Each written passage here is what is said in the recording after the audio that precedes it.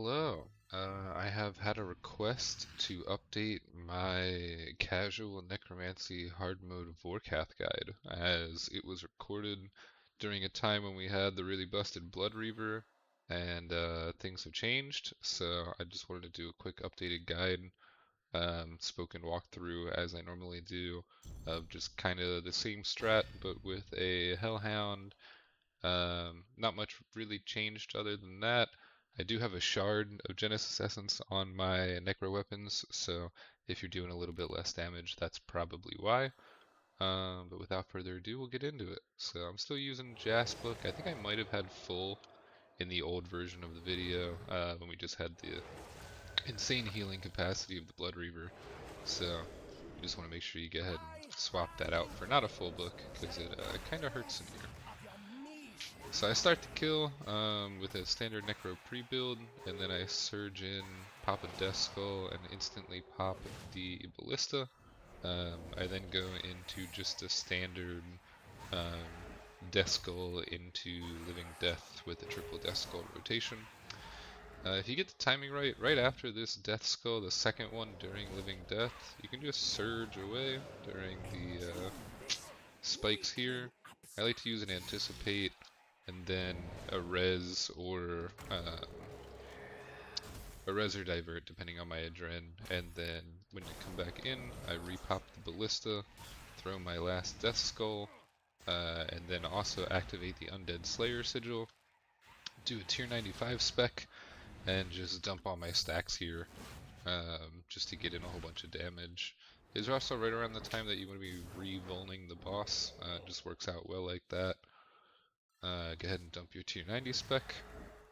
And then if you still have a good amount of Dren left over, you can bloat and just kind of whittle down the rest of this HP to half with basics and like a couple fingers. One other major change from the last time I recorded one of these is the addition of the fourth Conjure. It actually stacks up to 25 stacks pretty frequently here because of all the trash mobs, so just keep an eye on your buff bar, and if you notice that your Armored Phantom is sitting at 25 stacks, just go ahead and activate that for some free damage. We're gonna do some damage on Zamorgel now. Death Skulls is up right around now as well, depending on kill speed, as well as your tier 95 spec comes off cooldown, and you should have some soul stacks back up and everything.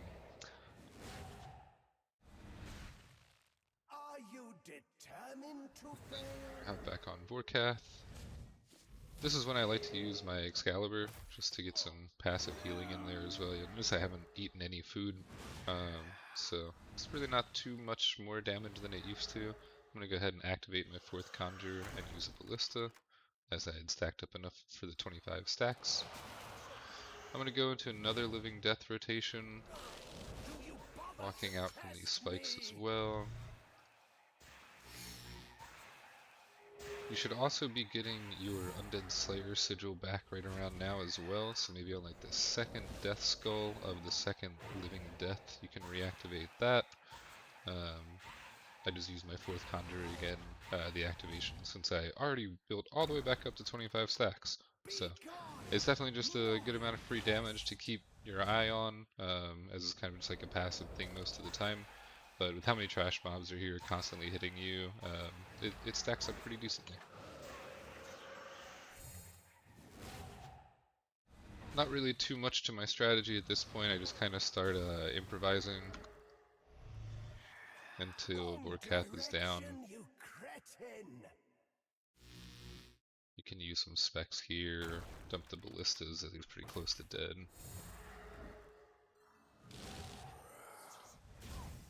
We're just going to whittle down Zamorgel. I use like a bloat here. Usually my Living Death is on cooldown, my APOT's on cooldown, pretty much everything's on cooldown, so I mainly just do it with specs and using stacks like your Necrosis and Residual Souls and things like that.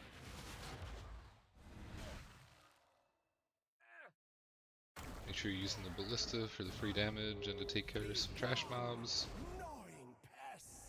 And that's about it.